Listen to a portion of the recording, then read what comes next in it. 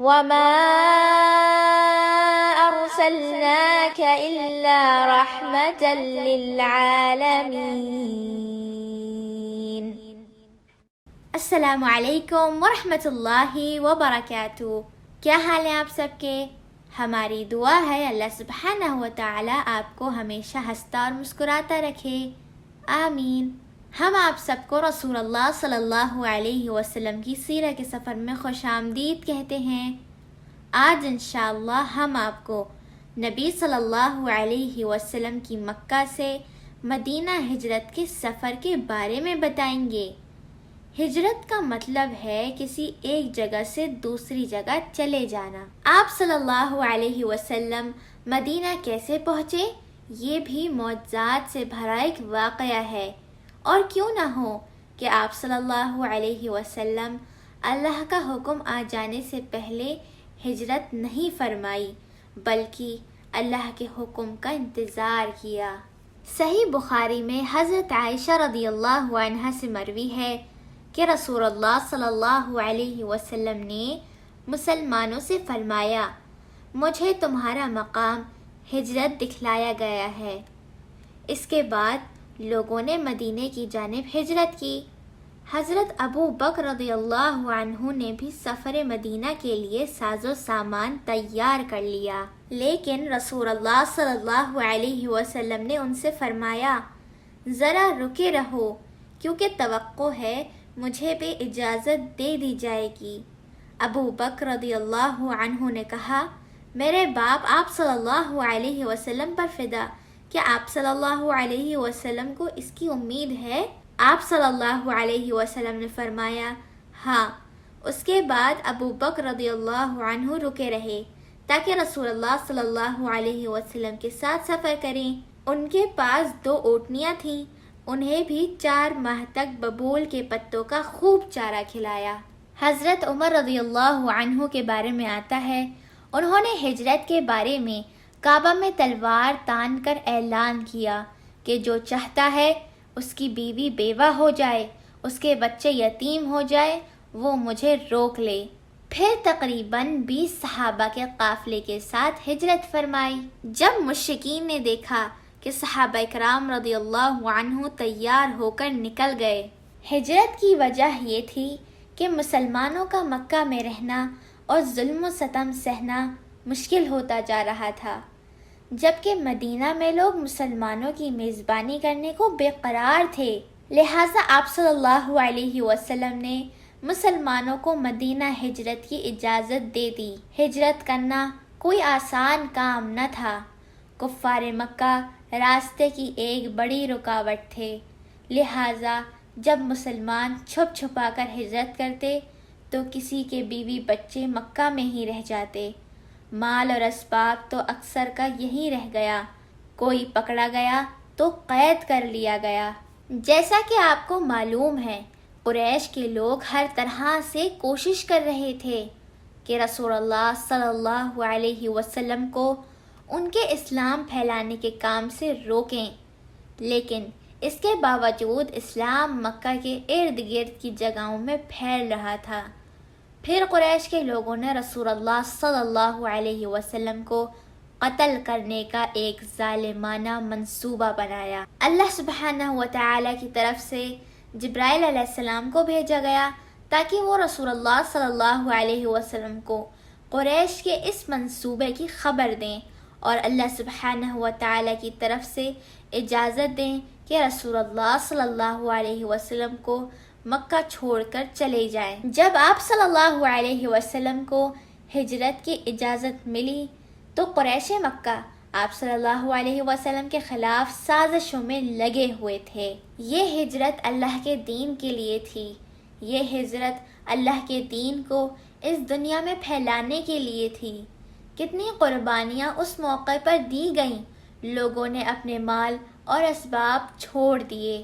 یہ قریش کا مکر یا داؤ پیچ تھا۔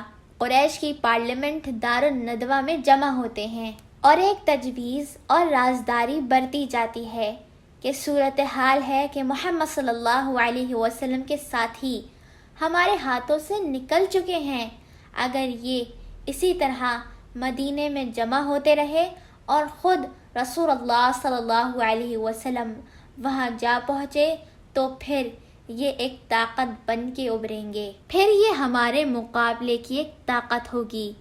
وہ یہ جان رہے تھے، اس بات کو مشرکین مکہ نے بھی محسوس کر لیا تھا۔ دین صرف کوئی مسجد کا یا کوئی عبادت کا دین نہیں ہے، پورا نظام لے کر آنے والا ہے۔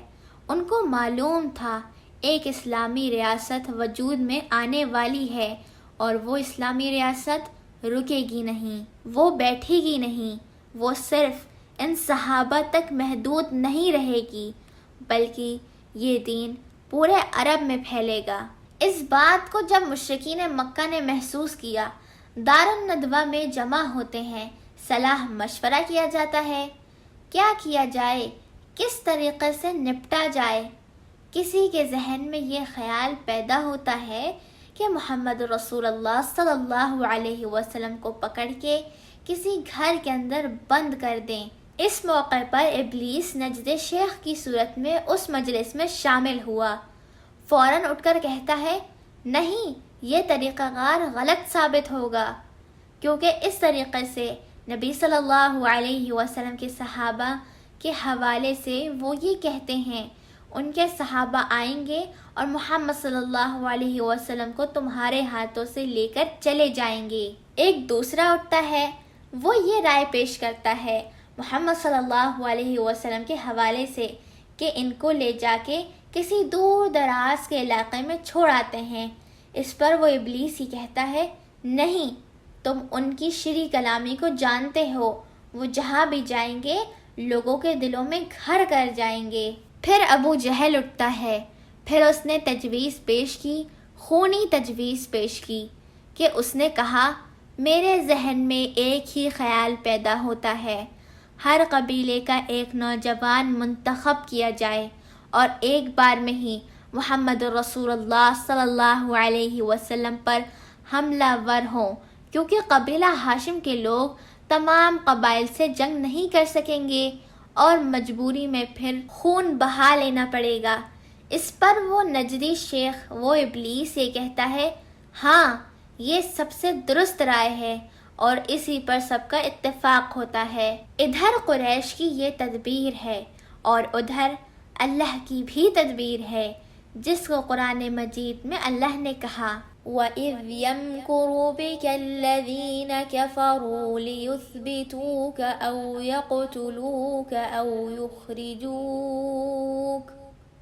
وَيَمْكُرُونَ وَيَمْكُرُ اللَّهُ وَاللَّهُ خَيْرُ الْمَاكِرِينَ۔ وہ موقع یاد کرو جب کفار تمہارے خلاف مکر کر رہے تھے تاکہ تمہیں قید کر دیں یا قتل کر دیں یا نکال باہر کریں، اور وہ لوگ داؤ چل رہے تھے، اور اللہ سب سے بہتر داؤ والا ہے۔ رسول اللہ صلی اللہ علیہ وسلم اپنا گھر چھوڑتے ہیں۔ بہرحال قریش اپنے پلان کی انتہائی تیاری کے باوجود ناکام ہوتے ہیں۔ رسول اللہ صلی اللہ علیہ وسلم گھر سے باہر تشریف لے آئے، مشرکین کی صفیں چیریں اور مٹی لے کر ان کے سروں پر ڈالیں، لیکن اللہ نے ان کی نگاہیں پکڑ لیں اور وہ آپ صلی اللہ علیہ وسلم کو دیکھ نہ سکے۔ اس وقت آپ صلی اللہ علیہ وسلم یہ تلاوت فرما رہے تھے، وَجَعَلْنَا مِن بَيْنِ أَيْدِيهِمْ سَدًّا وَمِنْ خَلْفِهِمْ سَدًّا فَأَغْشَيْنَاهُمْ فَهُمْ لَا يُبْصِرُونَ۔ ہم نے ان کے آگے رکاوٹ کھڑی کر دی اور ان کے پیچھے رکاوٹ کھڑی کر دی، پس ہم نے انہیں ڈھانک لیا ہے اور وہ دیکھ نہیں رہے تھے۔ رسول اللہ صلی اللہ علیہ وسلم نے پھر حضرت علی رضی اللہ تعالی عنہ کو بتایا کہ وہ مکہ سے مدینہ جا رہے ہیں۔ آپ صلی اللہ علیہ وسلم نے حضرت علی رضی اللہ تعالی عنہ کو فرمایا کہ تم رات کو میرے بستر پر لیٹ جانا اور میری چادر اوڑھ لینا۔ رسول اللہ صلی اللہ علیہ وسلم نے یہی چادر اوڑھ کر سویا کرتے تھے۔ پھر رسول اللہ صلی اللہ علیہ وسلم اور حضرت ابو بکر رضی اللہ تعالی عنہ خاموشی سے گھر سے نکلے اور غار ثور کی طرف چلے۔ حضرت ابو بکر نے ایک آدمی سے مکہ سے مدینہ جانے کے لیے مدد حاصل کی۔ ابو بکر رضی اللہ تعالی عنہ نے اس رہنما کو 2 اونٹ دیے اور کہا 3 دن بعد اونٹ کو لے کر غار ثور میں آ جائے اور وہاں سے ان کی مدینہ جانے میں رہنمائی کرے۔ ادھر قریش اپنے منصوبے کے مطابق رسول اللہ صلی اللہ علیہ وسلم کے گھر کا گھیراؤ کر چکے تھے اور رسول اللہ صلی اللہ علیہ وسلم کا نماز پڑھنے کے لیے باہر آنے کا انتظار کر رہے تھے۔ انہوں نے صبح تک انتظار کیا کہ جب رسول اللہ صلی اللہ علیہ وسلم باہر آئیں گے تو ان پر تلوار سے حملہ کر دیں گے، لیکن رسول اللہ صلی اللہ علیہ وسلم گھر سے نہیں نکلے۔ جب قریش نے اندر جھانک کے دیکھا تو نظر آیا کہ اندر کوئی سو رہا ہے۔ قریش نے تھوڑا انتظار کیا اور کچھ دیر بعد جب حضرت علی ابن طالب باہر آئے تب قریش کو احساس ہوا کہ رسول اللہ صلی اللہ علیہ وسلم اندر نہیں ہیں، تو اس طرح قریش کا منصوبہ ناکام ہو گیا۔ قریش نے کچھ دیر علی بن طالب کو پکڑ کر رکھا، پھر جانے دیا۔ جب رسول اللہ صلی اللہ علیہ وسلم اور حضرت ابو بکر رضی اللہ تعالی عنہ پہاڑوں پہ چلتے ہوئے غار ثور کے پاس پہنچے تب ابو بکر صدیق رضی اللہ تعالی عنہ غار میں پہلے داخل ہوئے تاکہ اچھی طرح دیکھ لیں کہ وہ جگہ محفوظ ہے۔ ابو بکر رضی اللہ تعالی عنہ نے اپنے قمیص کا ٹکڑا پھاڑا اور غار کے اندر کے سارے سوراخ کو بند کیے اور جگہ صاف کی اور پھر رسول اللہ صلی اللہ علیہ وسلم کو اندر آنے کا کہا۔ رسول اللہ صلی اللہ علیہ وسلم اندر گئے اور فوراً ہی ابو بکر کی گود میں سر رکھ کر سو گئے۔ پھر اچانک ایک زہریلے کیڑے نے ابو بکر رضی اللہ تعالی عنہ کے پاؤں پر کاٹا۔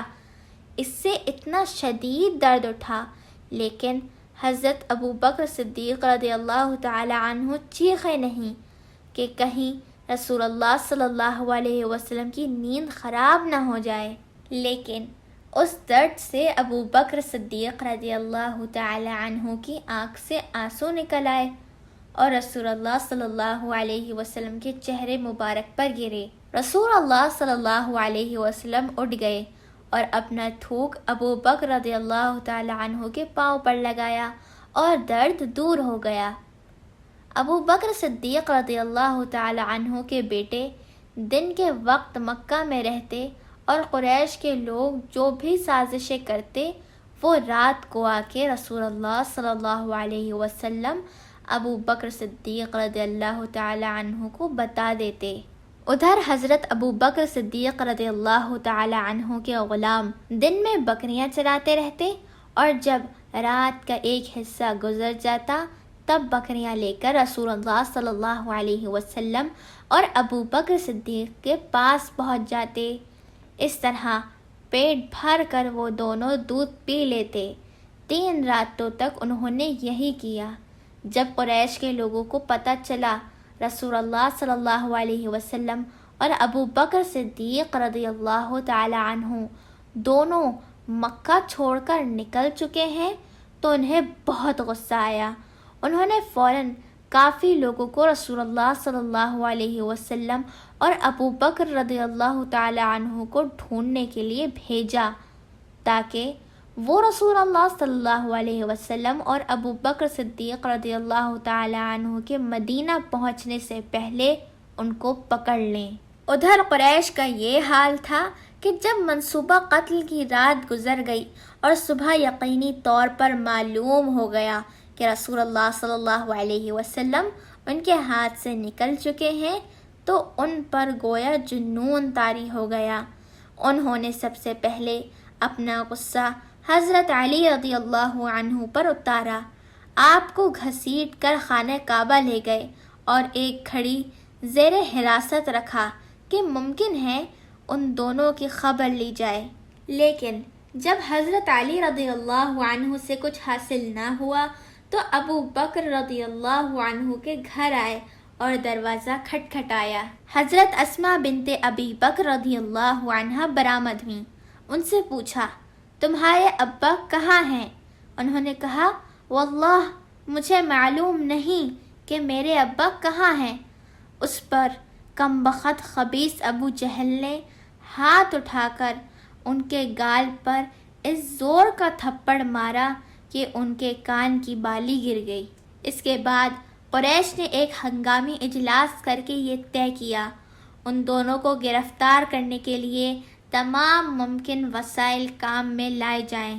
چنانچہ مکہ سے نکلنے والے تمام راستوں پر کڑا پہرا لگا دیا۔ اسی طرح یہ اعلان عام بھی کیا گیا کہ جو کوئی رسول اللہ صلی اللہ علیہ وسلم اور ابو بکر رضی اللہ عنہ کو یا ان میں سے کسی ایک کو زندہ یا مردہ حاضر کرے گا اسے ہر ایک کے بدلے 100 اونٹوں کا انعام دیا جائے گا۔ ان میں سے کچھ قریش کے لوگ غار ثور کے قریب پہنچ گئے جہاں رسول اللہ صلی اللہ علیہ وسلم اور ابو بکر صدیق رضی اللہ تعالی عنہ چھپے ہوئے تھے۔ جیسے ہی قریش کے لوگ غار کے پاس پہنچے ابو بکر کو گھاس اور پتوں کی کھرکھراہٹ اور سرسراہٹ سنائی دی۔ ابو بکر رضی اللہ تعالی عنہ بہت ڈر گئے کہ کہیں وہ لوگ ان کو ڈھونڈ نہ لیں۔ ابو بکر رضی اللہ تعالی عنہ نے کہا کہ اگر میں مارا گیا تو محض ایک آدمی ہوں، لیکن اگر آپ صلی اللہ علیہ وسلم قتل کر دیے گئے تو پوری امت ہی غارت ہو جائے گی۔ اور اسی موقع پر ان سے رسول اللہ صلی اللہ علیہ وسلم نے فرمایا تھا کہ غم نہ کرو، یقیناً اللہ ہمارے ساتھ ہے۔ رسول اللہ صلی اللہ علیہ وسلم نے کہا یہ لوگ غار کے منہ کے پاس آ گئے لیکن اندر نہیں آئیں گے اور مایوس ہو کر واپس چلے جائیں گے۔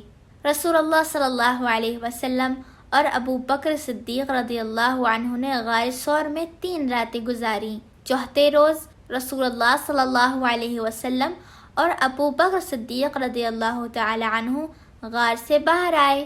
ابو بکر کا رہنما اونٹ لے کر وہاں موجود تھا۔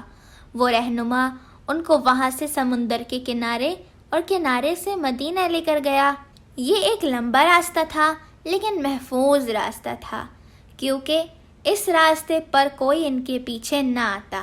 وہاں مکہ میں قریش کے سرداروں نے یہ اعلان کر دیا کہ جو بھی رسول اللہ صلی اللہ علیہ وسلم کو یا ان کے ساتھ ابو بکر صدیق رضی اللہ تعالی عنہ کو یا دونوں کو پکڑے گا اس کے لیے 100 اونٹوں کا انعام ہے۔ یہ سن کر مکہ کے ایک مشہور گھوڑا سوار جس کا نام سراقہ بن جشم تھا اپنا گھوڑا لے کر رسول اللہ صلی اللہ علیہ وسلم اور ابو بکر رضی اللہ تعالی عنہ کو پکڑنے کے لیے نکلا۔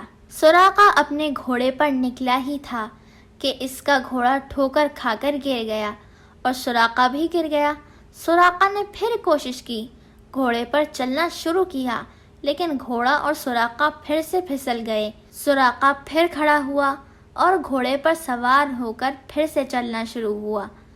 کچھ دور جا کر سراقہ کو قرآن کی تلاوت کی آواز سنائی دی جو کہ رسول اللہ صلی اللہ علیہ وسلم کر رہے تھے۔ یہ آواز سنتے ہی سراقہ کے گھوڑے کے آگے کی دونوں ٹانگیں گھٹنوں تک ریت میں دھس گئیں اور سراقہ پھر سے گر گیا۔